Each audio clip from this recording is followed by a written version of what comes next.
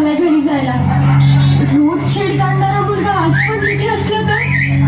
ए जाने मन कसली भारी दिसेल का? रुपये आला. कोणी आहे का इथे? Please help, please. कहा भाग रही हो? इथे कोणी पण तुझ्या मदतीला येणार नाही. ऐकम सगळ्याच्या सगळे बहिणी झालेत का? वाचवा हो कुणीतरी. फक्त खिडक्या बघून तमाशा काय बघताय? हे खिडकीतून वाकून बघणारे जर तुला वाचवायला आले असते ना तर ह्या देशात कधी बलात्कारच झाले नसते.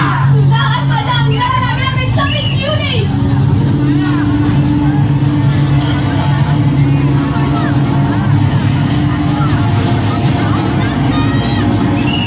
माझ्या आजूबाजूला कुणीच वर्ध नाहीये का? सगळे क्षमता जन्माला आले. आज जर माझ्या आवडीला धक्का लागला ना तर तुमच्या आया बहिणी तुम्हाला कधीच माफ करू शकणार नाही. तुला काय वाटलं मी गेलो? वाचवा हो, वाचवा.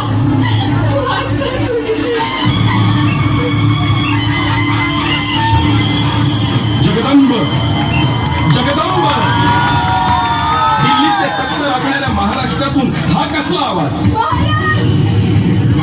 आज जर तुम्ही माझी अब्रू वाचवायला आले नसतात ना तर माझं काही खरं नव्हतं. शरम वाटते, शरम वाटते.